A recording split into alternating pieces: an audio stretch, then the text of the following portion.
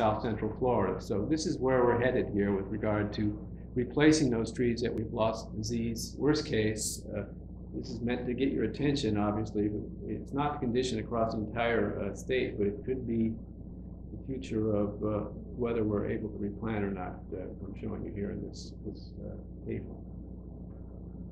Okay, this is where I really get into the meat of it. If you haven't really been paying close attention, do so now, because this is the comparison of Brazil, Florida, and Texas, and where you are in relation to our experiences in Florida and those that we follow from in Brazil.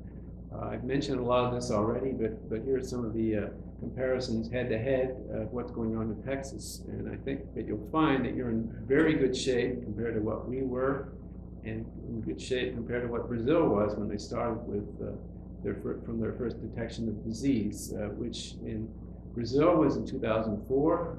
They had the psyllid for over 60 years. So the psyllid does not necessarily mean that the presence of the disease will follow right away, but as I said, now in the Americas, that's following right away. So things have changed with regard to the pathogen status in the Americas, and so the psyllid is a forerunner of the disease appearing very shortly thereafter. In Florida, it took 7 years. In Texas, it was over 10 years. You found the disease after the psyllid. The disease was reported in the middle of Sao Paulo province, Araquara. That's just about the geographic center. That's the old area of production. In Florida, it was, as I said, in the southeastern part of the state, urban areas, but then very quickly moved out into the groves. In your case, San Juan is in the Mid-Valley? Mid-Valley, yeah. So it's more or less in the center of your industry geographically. The source in Brazil is unknown. The source is probably is Asian immigrants that came to South Florida. They brought it there. It's infected trees from home. In Texas, the exact origin is unknown, but it's speculated to be Mexico. I don't know how likely everybody thinks that is, but anyway, when you're next to a country or a state with the disease, you're going to get it soon thereafter. Secondary detection, it's very important to remind you that the nurseries were enclosed in Brazil, but that they didn't get enclosed until probably after the disease had arrived. So they moved the disease hundreds of miles with nursery stock to satellite areas out from the center area of Araquara here. Hundreds of miles out from that central area of where it was discovered. And this movement was discovered very shortly thereafter. In the same year, they found it hundreds of miles away in the south and in the southeast. Again, in Florida, it moved up the East Coast with Mariah nursery stock. That's not proven, but I think there's very good circumstantial evidence for that. In Texas, again, you're in a very good shape compared to the other two situations, Brazil and Florida. You had spread into 2 groves.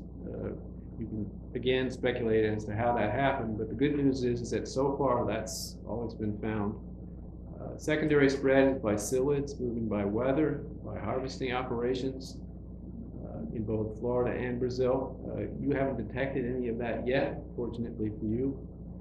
I'm not saying that it hasn't occurred or can't occur, but so far, so good.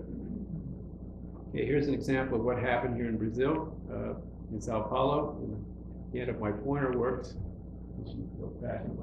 here is the center of the industry, Araquara. These are areas that were infected very early on, discovered to be infected in 2004. That was nursery movement. This is their confirmation of that, not my speculation. But this was before the nurseries enclosed. They moved it hundreds of miles, and you can see by 2007 here that the disease had spread very rapidly from these foci that they created by moving nursery stock. Okay, back to the situations in Brazil, Florida, and Texas, is that with psyllids, you're way ahead of the other two areas in terms of adopting the best management practices that we're using in our areas. With adoption of the program, it was immediate in Brazil because they had been managing a disease called CVC that has a sharpshooter vector, so they were used to controlling a vector along with the pathogen. We were not. In Florida, we had no experience with that, so the adoption of vector control was slower. to be fully implemented, I would say about 2007, that we finally got a program on the ground and working. You started with area-wide management in 2009. You were way, way ahead of the disease discovery with regard to that. And you were using, again, the best management practices developed in the other two areas. The frequency of sprays is frightening looking to those growers that have been accustomed to spraying only a few times a year for insects, mites. Now spraying up of 8 to 20 times and even greater than 30 times in Brazil. We used to say that's never going to happen in Florida, but we're now spraying at that level in some cases, not up to 30, but greater than 10 sprays a year is not uncommon in the best managed groves. The dormant season sprays are important. There were none at first in Brazil, and I think that they got behind because of that. We have developed and shown effectiveness of 1 to 2 dormant sprays, either with aerial or ground sprays, are very important to control the psyllid when the adult is only present and flush is absent. 1 to 2 dormant sprays is what you use here in Texas as a result of that experience. Aerial sprays started in Brazil in 2007 and 2008 in Florida. That's to get this area-wide control effect that I showed you is occurring in that Cambuí farm. You started with that immediately here in Texas. You, again, learned from our experience. Perimeter sprays as well were developed here and shown to be effective in controlling the psyllid. That has, again, started from the beginning here with the psyllid management program. So you're way ahead on psyllid control based on the experiences elsewhere and some of your local research knowledge on that. HLB inoculum situation, we used PCR, as I said. In Brazil, they used a lot of visual confirmation. Here in Texas, you've had PCR diagnosis for HLB based on the USDA program and now the Citrus Center program. From early on, way before the disease was discovered. Scouting started before the disease was discovered in Texas, not so in Brazil and Florida. It started when it was detected, so we were behind, way behind you in terms of surveilling the disease. Tree removal started immediately in Brazil, but we were slow to adopt, and that was why we don't remove trees anymore. We got way behind on inoculum control in Florida, not adopting that part of the integrated management. Already you have removed trees here in the valley. I say partial, but I think that that's going to proceed to a more complete removal of existing trees with HLB. The current status in Brazil and Florida is quite different. They have large and medium-sized farms. They have about 40% of the acreage under this traditional management of scouting and removing trees. We only have just a few farms that are greater than 2,000 acres size, where you need to have the advantage of size, like at the farm in Brazil I showed you, to continue to scout and remove trees successfully, and that's about 1% of the area of growth in Florida. So we're a way different place than Brazil is with regard to application of the traditional management. In Texas, only a few groves have been detected, so this is not really an applicable criteria here to compare. Alternative management in Florida, you've heard a lot about nutritional management.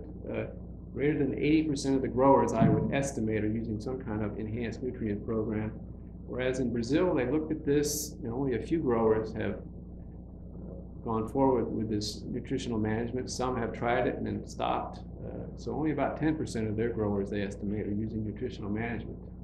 Again, this is not applicable to the Texas situation yet. Okay, management situation is this. Their cumulative HLB in Sao Paulo, because they removed trees, is 3.5%. Ours is greater than 40%. So we're in, again, a very different place in Sao Paulo, having started with the disease discovery in about the same time. Crop loss is the same in both Brazil and Florida, 30 to 60%, depending on the severity of the symptoms. So far in Texas, you don't have a real good handle on that, but from what I've seen of the sweet orange trees, you have similar capacity for crop loss on the trees. It just may not manifest itself quite as rapidly. Grapefruit is not planted in Brazil. We don't have any experience. In Florida, I said the disease is increasing, the crop loss is increasing. One of the two groves here is grapefruit. It also showed symptoms as well as the sweet orange, but to a lesser severity. So that kind of follows from what we've seen in Florida. Nutritional therapy, you've heard some things about nutritional therapy from me and from Pete Timmer, and also for some others that have visited here. We can't confirm that nutritional therapy really does anything to prevent disease spread. It doesn't reduce the titer of the bacterium in the tree. It doesn't really prevent the crop loss either. So really, as of the moment, nutritional therapy is still in the experimental stage, yet to be proven effective. The same type of experiments are going on in Brazil with nutritional therapy, and they've seen no effect thus far, but they only started that trial last year. So the effect on fruit quality of nutritional therapy has also not been demonstrated to be positive, at least as of the trials that have been conducted so far. Okay, to end up here on the most important note is to repeat what Mark said about Texas, or not have to repeat it actually, because he gave you the update on that. Just to tell you, again, our progress in Florida was we discovered the disease in 2004. We had tested all the budwood by 2006, courtesy of Southern Gardens Diagnostic Lab. The nurseries were enclosed 1.5 years later. And the evidence for movement by nursery stock in Florida, as opposed to Brazil, where they hadn't enclosed yet before the disease was present, is that we've detected no evidence of movement of the disease by nursery stock in Florida. So we've been successful in applying the program in a timely way and preventing that from occurring. And I think that's contributed a lot to keeping, being clean, staying clean. It's all been about starting clean, starting with the right criteria in the first place. And there's no evidence so far that there's been any movement by nursery stock here in the valley either. So good news again in all respects with regard to your nursery conditions in relation to our situation. So with that, I think probably Jim, I think gone we'll over have time. to try to deal with questions throughout the rest of the day. Right. Move on to our next speaker. But yeah, let's Okay. give him a hand. Thank you.